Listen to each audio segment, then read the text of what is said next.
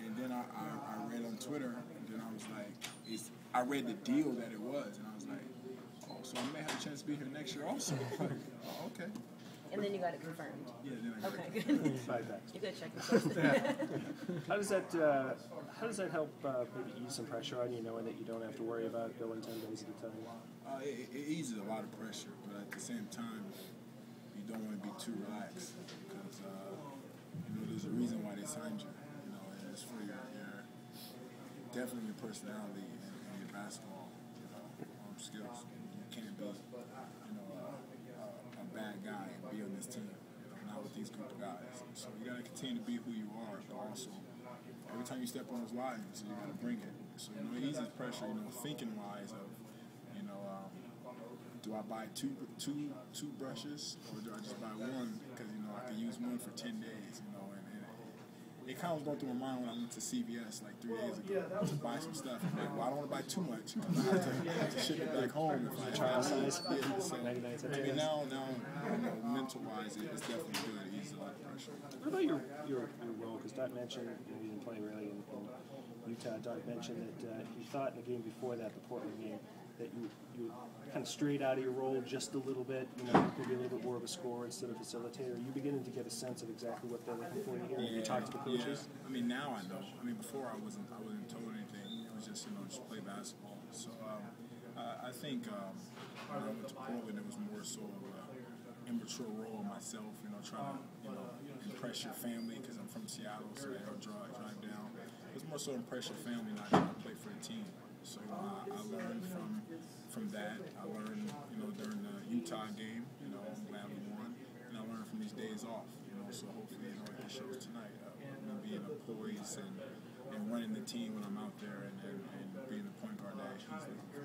How does it feel to be done? I know you've always been able to handle the ball, but being told that you were going to have kind of not only have minutes on the team, but kind of be a point guard type on the team. Is that something you expected? No, I didn't expect it. When I worked out here in the summer, I looked at Danny Ainge's board in his office when we had a meeting, and it was like best point guard available. They had my name. So I think you want to move me over to two guard. I don't think I'm the best two guard available, but I think he was like, no, I think you're a straight point guard. You can be a point guard. And I was like, wow. I never had a coach just tell me that I think you can be a straight point guard. I never had that. So it definitely surprised me. I'm used to having the ball in my hands, bringing the ball up for certain teams, and especially in college. So, it's big, but I think I'm up for it. You mentioned China being sort of an eye-opening experience. How would you describe yourself, pre-China, and now describe yourself post-China? It's night and day. It's like a 15-year-old kid turning 16 pre-China, and then leaving China, it's like a 20-year-old kid turning 21. So, if that could give you guys a view of what I'm saying, it makes you a lot older. You have to grow up in China. You don't know nothing. I can't walk down the street and say, hey, you know how to get to McDonald's? They don't know what I'm saying. Yeah. So it's like you have to learn a lot more. You can't. The language barrier is definitely tough, but it makes you see, like, okay, if you get another chance, it could be your last chance. So you just take things more and more serious. Did you think that you'd be able to, when you went over there, did you think that you'd be able to get an NBA? Yeah, but not like this. I'll be lying if I told you, yeah, of course. I was going to go over there, I was going to come back on the playoff team, it's going to be a Celtics. No, I'll be lying. I thought I could have a strong season over there. I think I thought I had to win a championship to make it look good resume-wise. And then, hopefully be on somebody's bench for the playoffs. I didn't really think I'd come back and just be playing on the team. I think I was be on somebody's bench for the playoffs. But like I said, I couldn't write this story. And had you gotten much, like when you were over there playing, like your age, you get feelers from different teams over here? Yeah, we got a few teams that told us that they was interested in to keep watching and or that they was going to keep watching and they liked what I was doing.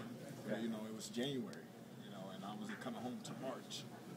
So it was like, around when he comes home, we'll talk then or whatever. Those teams at this point don't matter because, I'm on this team now. But we had some teams that said that they was watching.